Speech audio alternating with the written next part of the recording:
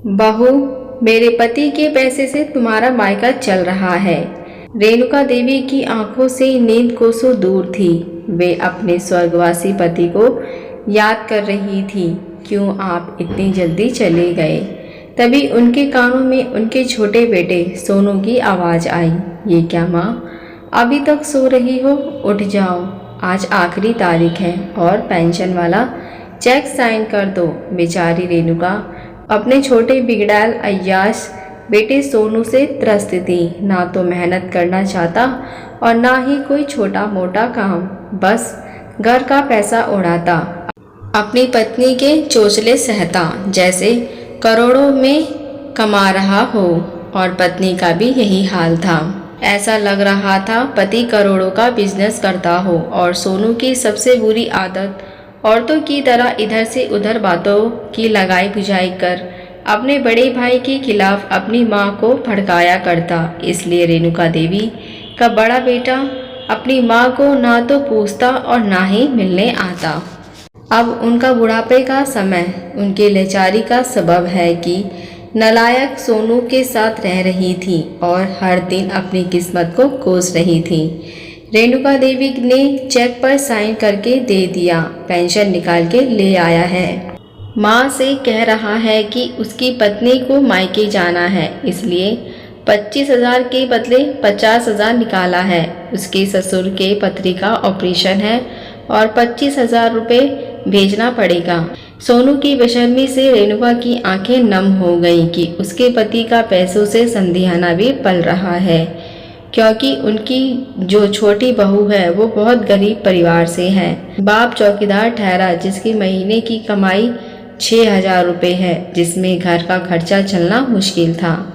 इस तरह हर महीने रेणुका देवी के बैंक से उनके पति के जमा किए पैसे को किसी न किसी बहाने से निकालता रहता और वो चाहकर भी विरोध नहीं करती थी। रेणुका देवी के पति एक गवर्नमेंट विभाग में कार्य करता थे, अच्छी खासी तनख्वाह थी और अपने रिटायरमेंट के पूरे पैसे उन्होंने पत्नी के नाम जमा कर दिए ताकि बुढ़ापे में उन्हें कोई परेशानी ना हो और पेंशन से उनका महीने का खर्चा भी आराम से चल जाएगा। उनके 2 बेटे थे, एक बड़ा बेटा उमेश और छोटा सोनू। लेकिन सोनू नहीं चाहता था माँ के बड़े भाई से बने, हर समय बड़े भाई की बुराई करता, जिससे माँ का दिल और बड़े बेटे का दिल काट हो गया। बड़ा बेटा घर से निकलकर दूसरे घर में चला गया। अब सोनू अपनी मनमानी करने लगा। अपनी माँ की रवैये से वाकई बड़े बेटे उमेश ने भले ही पूछना छोड़ रखा था, लेकिन अड़ोसी पड़ोसी से हालचाल पता करता रहता।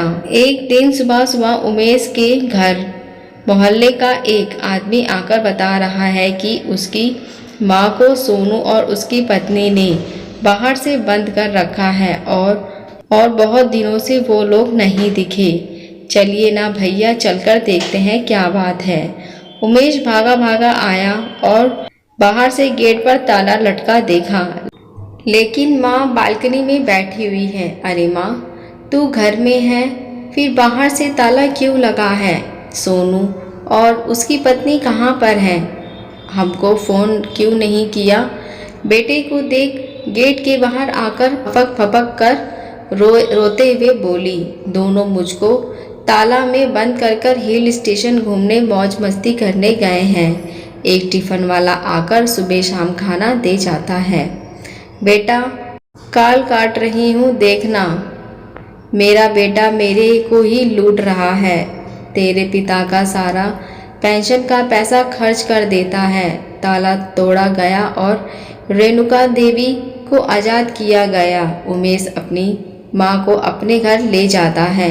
कुछ दिन के बाद मौज मस्ती कर घर लौटे सोनू गेट पर नया ताला देखा। पड़ोस में पूछा तो पता चला बड़े भैया आए थे और ताला तोड़कर माँ को अपने घर ले गए। वो गुस्से में बड़े भैया के घर आया। भैया, आप किस हक से मेरी माँ को लेकर आए हो? तैश में आकर सोनू बोल रहा था, चलो माँ अपने घर। वो मेरा ही घर नहीं है, वो उमेश का भी है, इसलिए वह उमेश चलेगा तब मैं भी चलूँगी वरना नहीं। रेणुका देवी ने साफ साफ कहा कि अब से वो उस मकान में रहने तभी जाएगी जब तक उसका रजिस्ट्रेशन नहीं होता। वो मकान 2 मंजिला तेरे पापा ने बनाया था और मेरे नाम से है, इसलिए जीते जी तुम दोनों को आधा आधा दे दूंगी। तुमको 1 पैसा अब नहीं मिलेगा। मेरा सारा पेंशन अब जमा होगा और तुम अपना देखो कि कैसे घर चलाते हो।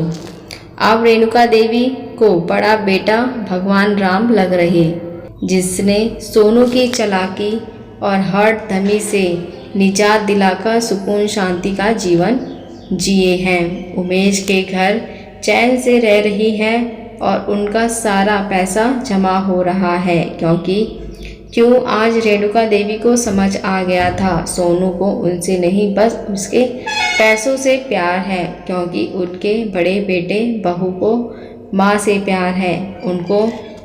उनको दोनों प्यार सम्मान से अपने पास रखे हुए थे, जो सोनू और उसकी पत्नी ने कभी नहीं दिया। आज रेणुका देवी बड़े बेटे के साथ बहुत खुश थी। उन्होंने घर दोनों बेटों को बराबर में बांट दिया। आशा करती हूँ ये कहानी आपको पसंद आई हो। अगर आप हमारे चैनल पर नए हैं तो मेरे चैनल को सब्सक्राइब, लाइक, शेयर ज़रूर करें। अब मिलते नई कहानी के साथ। देखने और सुनने के लिए धन्यवाद।